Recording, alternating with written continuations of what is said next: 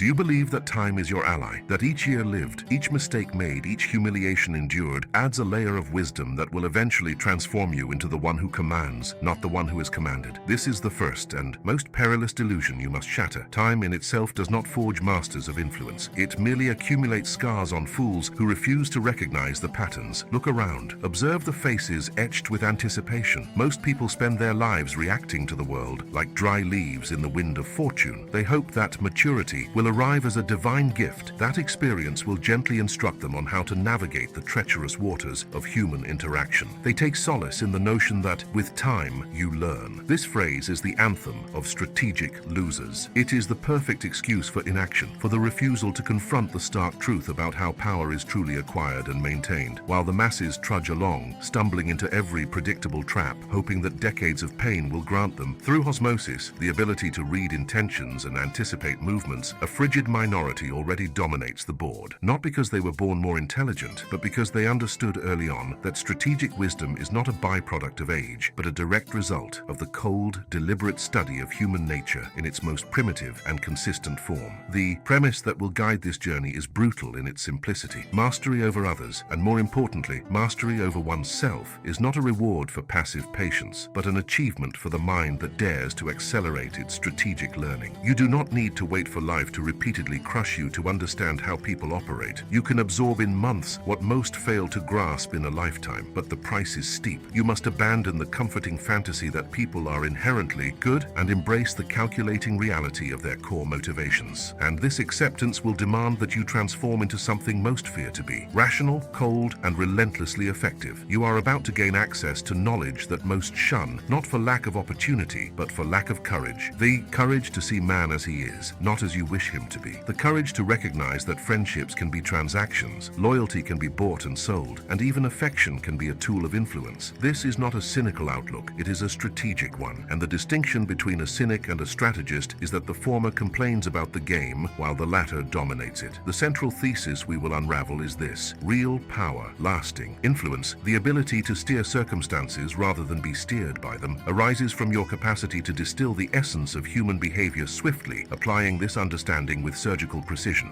It is not about accumulating years, but about accumulating insights. It is not about waiting for wisdom to arrive, but about hunting it with the ferocity of a predator. And the foundation for this hunt is the philosophy of one who understood the dynamics of power like few others, Niccolò Machiavelli. His principles are not a manual for malice, but a map to reality. A reality where virtue, in the popular sense, often leads to ruin, and virtu, strength, cunning, adaptability, is the currency for survival and triumph. You have been conditioned to believe that goodness will be rewarded, that honesty will prevail, that patience will lead you to the top. These are tales to keep the masses docile. The truth is, while you wait for the universe to reward you for being good, someone who understands the true levers of power is acting, moving pieces, manipulating the environment to their advantage. And they are not waiting 40 years to do it. They are doing it now. The difference between those who command and those who obey is not a matter of fate or innate talent. It is a matter of perspective and strategic action. Those who command saw the matrix before others. They understood that human nature has predictable patterns driven by primal fears, insatiable desires for recognition, and the constant pursuit of the path of least resistance. They are no longer shocked by betrayal. They anticipate it. They are not offended by manipulation. They identify it and neutralize it or utilize it themselves. This path isn't for everyone. Most will recoil from the necessary coldness required to absorb these truths. They will favor the tepid illusion of ignorance over the icy responsibility of accelerated strategic knowledge. They will continue to learn in the slowest, most painful way possible, through repeated mistakes, constant disappointments, a lifetime of reactions instead of deliberate actions. And in the end, as old age creeps in, they will possess only a collection of regrets and the same lack of control they had in their youth. But you, who have come this far, who feel the unrest of knowing, there's more, who refuse to accept strategic mediocrity as your fate, you have the opportunity to choose a different path. A path that demands you slay the naive child within and embrace the ruthless strategist. A path that will compel you to view the world not through the rose-tinted lenses of hope or idealism, but through the sharp prism of Machiavellian reality. What is, not what should be. What you are about to unveil is not a magic formula for instant success. It is intensive training for your mind and character. It is the distillation of centuries of observation on human behavior, filtered through the frigid, relentless logic of those who understand that, to survive and flourish in a world of wolves, you must at times act like one yourself. Not out out of malice, but out of strategic necessity. The journey that begins now will lead you to confront your own weaknesses, those that make you predictable and easy to manipulate. It will teach you to see through facades, to read unspoken intentions, to wield silence and indifference as weapons. It will equip you with the armor of rationality against the emotional onslaughts that destabilize most. And in the end, should you have the discipline to persist, it will transform you into someone who not only endures the chaos, but navigates it with mastery, moving with purpose while others are swept away by the current. Prepare to deconstruct everything you thought you knew about human interactions, power and control. Prepare for the uncomfortable truth that will liberate you from the need to wait for life to teach you, lesson by painful lesson. Prepare to accelerate your mastery. This is the first step. The choice is yours. Continue waiting or begin commanding. The majority waits, and that is why the minority rules. You stand at a crossroads. One path is the comfortable wait, paved with good intentions and the false hopes that most embrace. The other is steep, rugged, illuminated by the cold light of strategic truth. The choice isn't merely about which path to follow, but about which version of yourself you are willing to sacrifice to tread it. Because before you can dominate the external world, you must confront the most insidious enemy, the one that resides within, the hidden issue that weakens you, that renders you vulnerable to the manipulations of others and prevents you from accelerating. Your strategic dominance is not a lack of intelligence or opportunity. It is your own resistance to accepting reality as it is, instead of as you wish it to be. It is the emotional attachment to comfortable illusions about human nature, the ingenuous belief that kindness always triumphs, that honesty is invariably the best policy, that people act based on lofty principles rather than base interests. This resistance is not passive. It is an active force that blinds you, distorts your perception, and keeps you trapped in a cycle of predictable reactions. You have been taught to value sensitivity, empathy, the pursuit of approval. These qualities, while socially acceptable, are, on the strategic board, glaring points of vulnerability. Your need to be liked, to be validated, to avoid conflict at all costs, creates chinks in your armor that cold, calculating strategists exploit without hesitation. They know that if they can touch your need for approval, they can control you. If they can provoke your anger or your fear, they can destabilize you. Your very emotional framework, if not rigorously controlled, becomes the leash by which others lead you. Reflect on the times you reacted impulsively to criticism, when you felt slighted by a casual remark, when you desperately sought the acceptance of a group. Each of these emotional reactions is a confession of weakness. It is a clear signal that you are not the master of your own responses, but a slave to your instincts and the opinions of others. As long as you are concerned with what others think, as long as your happiness depends on external validation, you will never be truly free to act with the coldness and objectivity that strategic mastery demands. The trouble isn't that you experience emotions, it's that you allow your emotions to dictate your actions. The masses are ruled by their feelings: fear, greed, envy, anger, desire, and that's precisely why the masses are so easily led astray. An effective leader, a shrewd strategist, isn't someone who feels nothing, but someone who feels and yet chooses to act based on cold reason and strategic calculation. They grasp that emotion is a potent engine, yes, but without the iron grip of the rational mind, that engine will drive you straight into the abyss. Your failure to learn swiftly from experience, to distill wisdom from each encounter instead of just accumulating pain, stems directly from this inner vulnerability. If you react emotionally to every setback, you're too busy wallowing in self-pity or blaming others to analyze the situation dispassionately, identify patterns, and adjust your strategy. The pain becomes an end in itself, not a means to learning. You repeat the same blunders not from a lack of intellect, but from a lack of emotional discipline to extract the brutal lesson that reality offers. The illusion that time heals and teaches is perilous because it fosters passivity. It convinces you that you don't need to do the hard work of deconstructing your own limiting beliefs and building an unshakable mental fortress. It encourages you to wait, to be patient, while the real world rewards calculated action and strategic anticipation. While you wait, others act. While you recover from a disappointment, others are already capitalizing on your vulnerability. The underlying issue is your own mind, conditioned to seek comfort instead of truth, to prefer pleasant delusion to inconvenient reality. It's your reluctance to accept that most human interactions are a power game, conscious or unconscious. It's your hope that people will act altruistically, even when the empirical evidence screams otherwise. This hope, this naive belief, is not a virtue. It's a fatal flaw on the battlefield of life. Machiavelli understood this profoundly. He didn't preach evil for evil's sake, but the necessity of seeing the world as it is. He observed that men are ungrateful, fickle, dissembling, cowardly, and greedy. This isn't a pessimistic assessment. It's a realistic one, and your weakness lies in your refusal to internalize this reality. As long as you insist on seeing the world through rose-tinted glasses, you'll always be a step behind those who see it in its starkness. The trouble also manifests manifests in your need to be authentic. In the popular sense, to express every emotion, to be transparent at all costs. In the world of strategy, excessive transparency is suicide. Your emotions, your fears, your desires, when exposed without restraint, become easy targets. Strategic authenticity lies in being true to your goals and principles. Yes, but not in broadcasting every emotional impulse that arises. Control over what you reveal and when you reveal it is one of the most powerful tools in your arsenal. Your inability to maintain an unwavering facade, to conceal your true intentions and reactions, is a constant drain on your power. To accelerate your mastery, you must first seal these inner cracks. You must recognize that your craving for approval, your dread of rejection, your tendency to react emotionally are the shackles that bind you. They are the hidden problem that prevents you from seeing the world with strategic clarity and from acting with the necessary dispassion. The journey to mastery begins with brutal self-observation. You must observe yourself in your daily interactions. Note your emotional responses. Identify the moments when you seek validation. Recognize the situations in which you feel compelled to react instead of responding strategically. Each of these observations is a piece of the puzzle that reveals the extent of your inner vulnerability. This isn't an easy task. Confronting your own weaknesses is painful. It demands relentless honesty and a willingness to abandon beliefs that have, in a perverse way, served you by shielding you from the truth. But it's an essential step. Until you acknowledge and confront the enemy within, your own emotional fragility and your resistance to reality, you will remain a puppet in the hands of those who have already mastered the art of reading and exploiting those weaknesses. Time won't solve this issue for you. Experience in and of itself will only expose you to more situations that reveal your vulnerability unless you fundamentally alter the way you process these experiences. The acceleration of your strategic mastery hinges directly on how swiftly you can dismantle this internal framework of frailty and replace it with a bedrock of cool rationality and emotional regulation. This is the labor most shy away from, and that's precisely why most never attain the level of influence and respect they crave. The decision to confront this hidden predicament is the real game changer. The internal fragility you harbor, that veiled resistance to the uncomfortable truth of human nature, doesn't remain concealed from trained eyes for long. It manifests in noticeable fissures in your armor, weaknesses that, like open wounds, beckon the predator to strike. These aren't moral failings, they are strategic flaws, and until you identify and cauterize them, you will forever be at a disadvantage in the ruthless game of influence and power. Your first and most readily exploited weakness is emotional reactivity. Every time you permit anger, frustration, fear, or even excessive joy to dictate your response to a situation, you are handing over the keys to your fortress to the enemy. A shrewd adversary doesn't require brute strength to defeat you. They only need to provoke the right emotion at the opportune moment. A subtle criticism to ignite your insecurity, a calculated compliment to inflate your ego, a taunt to spark your rage. Your emotion becomes the string they pull to make you dance to their tune. Emotional reactivity renders you predictable, and predictability is an invitation to manipulation. You become an open book where each page reveals how to destabilize you. Intrinsically linked to reactivity is the need for approval. The yearning to be liked, to be accepted, to avoid the displeasure of others is a parasite that drains your strategic strength. People who desperately require external validation shape their behavior not by logic or objective, but by the constant pursuit of affirmation. They avoid necessary confrontations, make detrimental concessions, silence their own opinions, and worse, become easily manipulated through flattery or the veiled threat of rejection. A strategist who detects your need for approval knows they can control you by offering or withholding what you crave most, the recognition of others. Your pursuit of being well regarded blinds you to the true intentions behind the smiles and gentle words. You become a hostage to public opinion in your own micro-world. Another glaring weakness is the inability to maintain strategic silence. You speak too much, reveal your plans prematurely, share your frustrations and ambitions with people who don't deserve your confidence. Silence isn't merely the absence of speech, it's a tool of power. It creates mystery, forces others to reveal more about themselves to fill the void, and prevents your opponents from reading your mind. Your need to verbalize every thought, to vent every emotion, to seek counsel where you should act with autonomy is a constant hemorrhage of valuable information. Each unnecessary word is ammunition you hand over to the enemy to be used against you. The chattering masses, the strategist observes and listens in silence, revealing only the bare minimum when the moment is right. A lack of self-control in its manifold forms is a weakness that exposes you devastatingly. Whether it's the inability to regulate your impulses, food, drink, momentary pleasures, your tongue, gossip, imprudent remarks, or your finances, impulsive spending, each lapse in self-control in one area suggests a failure of self-control in all areas. A person who cannot master themselves will never master circumstances or people. Your lack of discipline makes you you susceptible to bribery, blackmail based on hidden vices, hasty decisions under duress. Self-control isn't denial, it's strategic direction of energy. Its absence is an invitation for others to exploit your most primal frailties. Excessive and naive trust is perhaps the most perilous weakness in a world where betrayal is a constant. You are inclined to believe people's words, to assume noble intentions until it's too late. This isn't a virtue, it's strategic blindness. Machiavelli taught us that people are driven by self-interest, and loyalty is often a matter of expedience. Your willingness to trust blindly makes you an easy target for those who use confidence as a bridge to exploitation. You confide in colleagues who sabotage you, friends who envy you, partners who deceive you. Your inability to perceive the potential for danger in every interaction, to maintain a calculated vigilance, leaves you vulnerable to blows that a cold strategist would foresee and avert. Another crucial failing is the inability to conceal when necessary. Believing that you must always be authentic and transparent is a luxury few can afford in the game of power. There are times when the truth must be veiled, intentions hidden, and a semblance of indifference maintained. Your difficulty in presenting a controlled facade, in masking your true reactions to shocking news or provocations, exposes your inner state and empowers your opponent. Dissimulation, in the strategic sense, isn't about compulsive lying, but about managing the information you release about yourself. Your inability to do so turns you into a screen upon which your vulnerabilities are projected for the world to see. Finally, the pursuit of comfort and the aversion to conflict paralyze you. You sidestep difficult situations, postpone uncomfortable conversations, and evade challenges that demand you step outside your comfort zone. This constant flight from unease prevents you from acquiring the experience and resilience necessary for mastery. Strategic growth occurs in the zone of friction, where you are forced to think, adapt, and fight. Your preference for the easy path keeps you weak and unprepared. The enemy, internal or external, thrives on your aversion to confrontation, knowing that you will retreat rather than fight for your interests. These weaknesses are not accidental. They are the direct result of years of social conditioning that values sensitivity over fortitude, emotion over reason, approval over autonomy. They are the manifestation of the underlying issue we discussed, the reluctance to accept the harsh reality of human nature and the need to shield yourself against it. Until you acknowledge these shortcomings within yourself, until you cease justifying them as part of your personality or sensibility, you will continue to be exploited. You will remain a pawn on someone else's chessboard. The acceleration of your strategic prowess begins with the brutal eradication of these vulnerabilities. It's not about becoming inhuman, but about becoming strategically human, about understanding your own flaws and those of others, and using that knowledge to fortify and safeguard yourself. This is the work that most avoid, and that is why most remain weak. Your weaknesses, emotional reactivity, the craving for approval, a loose tongue, a lack of self-control, blind trust, the inability to dissemble, the aversion to conflict, are not character flaws in the moralistic sense. They are symptoms of a deeper malady, your adherence, conscious or unconscious, to a naive and perilously optimistic view of human nature. To eradicate these deficiencies, you need a rupture, a violent schism with the way you have been conditioned to perceive the world and the people who inhabit it. That is the first and most crucial transformation. This rupture is the adoption of the Machiavellian perspective on human behavior, not as a manual for tyranny, but as a brutally honest map of reality. Machiavelli didn't invent human nature. He observed it without the veil of conventional morality or comforting idealism. He saw people as they are, not as they should be, and this clear vision is the foundation upon which all real power is built. The Machiavellian view begins with an unsettling premise. Most people are driven by self-interest, fear, and ambition. They are ungrateful, fickle, deceptive, cowardly, and greedy. This is not a sentence of moral condemnation, but a pragmatic realization. People tend to act in ways that maximize their own benefit and minimize their own risk. Their loyalty is often conditional, based on the utility you represent to them at a given moment. Their honesty is situational, tailored to the circumstances that best serve their purposes. While you cling to the belief that people are fundamentally good, that justice will prevail, and that virtue will be rewarded, you are operating on a different plane of existence than the one where power is wielded. You are playing chess believing that all pieces move predictably and fairly, while your opponents employ tactics you refuse to even acknowledge. This disconnect from reality is the root of your vulnerability. The initial break demands that you scrutinize your past experiences, the betrayals you've endured, the disappointments you've faced, the times your trust was shattered, not as isolated incidents or personal failings, but as empirical evidence of human nature in action. Each of these experiences, as painful as they were, is a practical lesson on how people truly behave when their interests are at stake. The Machiavellian perspective allows you to distill universal laws of human conduct from these experiences, rather than merely accumulating resentment or unproductive cynicism. Embracing this view doesn't mean you must become cruel or devoid of morality. reality. It means you must become realistic. It means you must shed the naivete that renders you an easy target. It means you must cease expecting people to act according to your ideals and begin anticipating how they will act based on their self-interests. This is the crux of strategic intelligence, predicting human behavior to protect yourself and to act effectively. The fracture occurs when you internalize that morality. In the conventional sense, is often a luxury that can only be afforded by those who already possess sufficient power to protect themselves. For those seeking to ascend or merely survive in a competitive environment, blind adherence to rigid moral principles can be a path to ruin. Machiavelli didn't advocate for immorality, but for strategic amorality, the capacity to prioritize effectiveness and survival above moral considerations when the situation necessitates it. He introduced the concept of virtue, which isn't the Christian virtue of kindness and compassion, but a combination of fortitude, cunning, valor, resolve, and, crucially, the ability to adapt one's behavior to the circumstances. Your virtue is your capacity to navigate the chaos of the real world, to be flexible when needed, to be ruthless when necessary, to act decisively and to maintain control over yourself and the situation. The Machiavellian view of human conduct is the map that enables you to exercise your virtue effectively. If you don't comprehend the hidden motivations of others, how can you anticipate their moves? If you believe everyone is honest, how can you safeguard yourself from treachery? If you expect gratitude for your favors, how can you avert disappointment when it doesn't materialize? The rupture is painful because it requires you to dismantle deeply ingrained beliefs about what is right and wrong in human interactions. It forces you to see that the world doesn't operate according to the fairy tales you were told. But this pain is the pain of growth. It's the ache of removing a veil that prevented you from seeing reality in its stark clarity. By embracing this perspective, you begin to cultivate the detachment necessary for strategic mastery. Detachment isn't the absence of feeling, but the capacity to prevent feeling from dictating your actions. It's the ability to observe a situation, analyze the players involved, identify their likely motivations based on the Machiavellian premise of self-interest, and plan your response based on logic and objective, not emotion. This new outlook transforms how you interact. You cease taking the actions of others personally because you understand that most actions aren't about you, but about the other person's self-interest. You stop desperately seeking approval because you understand that approval is a tool of control that others employ. You begin to perceive social interactions as power plays, where information is currency and emotional regulation is the golden rule. The acceleration of your strategic learning hinges directly on how swiftly you can make this break. As long as you remain trapped in the illusion of universal goodness and inherent justice, each setback will be a painful surprise, each betrayal a personal shock. But when you internalize the Machiavellian perspective, each interaction becomes an opportunity to validate or refine your understanding of human patterns. You learn to read the signs, to identify the players driven by fear or greed, to anticipate tactics based on self-seeking. This severance isn't a singular event, but an ongoing process of re-educating your mind. It demands constant vigilance against the natural inclination to revert to naivete. It requires a willingness to confront uncomfortable truths repeatedly. Yet each stride in this process renders you more resilient, more astute, and less vulnerable. You're departing the realm of dreams and stepping onto the battlefield of reality. The Machiavellian outlook is your primary and most vital armament. It empowers you to survey the terrain, pinpoint the perils, and strategize your advance with the detached clarity of a general who grasps the unforgiving nature of warfare. The majority refuse to see, and that's precisely why the majority are defeated. Your willingness to enact this initial rupture, to embrace the unsettling truth about human conduct, is what distinguishes you and prepares you for dominance. Following the rupture, after shedding comforting illusion and embracing the frigid perspective of human nature, you cannot linger in the void. The demolition of the former, naive self must be succeeded by the deliberate construction of a new archetype, a self forged in the crucible of strategic reality, engineered to navigate the world with unrelenting effectiveness. This is the archetype of the new self, rational, cold, respected, unwavering. This isn't a mere facade to don, but a novel identity to internalize. It's the external manifestation of your new internal understanding. The archetype you must construct is one that projects quiet strength, absolute command, and an aura of respect that isn't begged for but commanded by your very bearing and action. The foremost pillar of this new self is relentless rationality. You must train your mind to operate based on frigid logic, strategic calculation, and objective analysis, regardless of the emotional storm that may be raging around you or within you. This entails disabling the autopilot of emotional reactions. When confronted with a situation, your initial response shouldn't be a feeling, anger, fear, frustration, but a query. What is the objective? What is the optimal way to achieve it, given the realities of human nature? Rationality doesn't stifle emotions. emotions. It manages them. It acknowledges them, but prevents them from hijacking your decision-making process. A rational strategist perceives emotions, both their own and those of others, as data to be processed, not as forces to be obeyed. The second pillar is calculated composure. Composure here doesn't signify an absence of humanity, but the absence of uncontrolled emotional reactivity. It's the aptitude to maintain serenity under duress, to observe chaos with analytical detachment, to make tough decisions without being paralyzed by excessive empathy or trepidation. Composure enables you to view situations with lucidity, free from the distorted haze of emotions. It empowers you to act decisively when others falter, to stand firm when others yield. A composed mind is one that can objectively assess risks and rewards, that can identify opportunities where others perceive only danger, and that can execute a plan without being diverted by fleeting sentiments. This composure projects an aura of control that intimidates opponents and inspires confidence in carefully selected allies. The third pillar is respect, not popularity. The new self doesn't seek to be adored by the masses, but to be respected by those whose opinions hold strategic significance. Popularity is volatile and predicated on pleasing everyone, which is both unattainable and debilitating. Respect, conversely, is earned through competence, consistency, the capacity to deliver results, and the projection of strength and control. People may not like you, but if they respect you, they'll hesitate to challenge you and will think twice before attempting to manipulate you. Respect arises from the perception that you are someone who knows what they're doing, who cannot be easily deceived or intimidated, and who possesses the virtue to safeguard their interests. This quiet respect is a form of power that doesn't need to shout to be heard. The fourth pillar is unwavering resolve. The new self is a mental fortress. Criticism, setbacks, betrayals, provocations, none of these should shake your foundation. You become unshakable not because you are immune to pain, but because you have trained your mind to absorb the blows without losing your composure or deviating from your path. Unwavering resolve is the external manifestation of your internal command. When others perceive that you cannot be easily destabilized, that you maintain calm and clarity even under assault, they conclude that you possess an inner fortitude that they cannot shatter. This demoralizes adversaries and reinforces your position. To be unwavering signifies that your happiness and your sense of worth don't depend on external circumstances or the opinions of others, but on your own internal assessment and your advancement toward your objectives. Building this archetype requires deliberate and unwavering practice. It's not an overnight transformation. You must act as if you already embody this archetype, even when you feel the old vulnerabilities trying to resurface. In every interaction, ask yourself, how would the rational, composed, respected, and unshakable archetype respond to this? Then act accordingly. Start with incremental steps. Practice pausing before reacting emotionally. Observe your impulses and consciously choose not to indulge them. Instead of seeking validation, pursue effectiveness. Rather than taking offense at criticism, analyze it dispassionately for any kernel of useful truth. Instead of shying away from confrontation, approach it with calculated composure, focused on the desired outcome. Body language and non-verbal communication are paramount in projecting this archetype. Maintain an erect and confident posture. Make direct eye contact. Speak with clarity and conciseness without unnecessary hesitation. Employ silence strategically to add weight to your words and compel others to reveal more. Avoid nervous gestures or facial expressions that betray your inner turmoil. Your physical presence should exude control and serenity. This archetype isn't about suppressing your personality, but about channeling your energy strategically. You can be charismatic, passionate, or inventive, but these qualities must serve your objectives, not dictate them. Rationality and composure are the reins that guide the powerful steed of your emotions and talents. Constructing this new self is an act of virtue in itself. It's the application of your power over your own nature, molding it to become a more effective instrument in the world. The masses remain hostage to their unrefined natures, reacting instinctively, seeking external validation, fleeing discomfort. But you, by deliberately building this archetype, are breaking free from those chains. The acceleration of your mastery depends on the speed with which you can embody this new self. The quicker you become the personification of cold rationality, earned respect, and unwavering resolve, the faster you'll begin to see the world react to you in a new light. People will hesitate to manipulate you. Opportunities will arise because you project competence and control. Your capacity to influence will increase exponentially. This is your most important project, the construction of yourself as an instrument of strategic power. Abandon the notion of being authentic in the sense of being a slave to every whim. True strategic authenticity is being who you need to be to achieve your goals while maintaining total command over your own mind and behavior. Become the archetype. The world will adjust to your new reality. With the archetype of the new you, rational, composed, respected, unshakable, under construction, you now possess the internal internal foundation necessary to begin applying strategies of psychological dominance. These aren't tactics of crude or obvious manipulation, but rather subtle approaches based on the profound understanding of human nature that Machiavelli distilled. The objective isn't to crush the other person, but to subtly influence their thinking and behavior, always positioning yourself in a position of advantage. The first subtle strategy is the mastery of information. In a world where most people speak without thinking and share everything, the one who controls the flow of information wields immense power.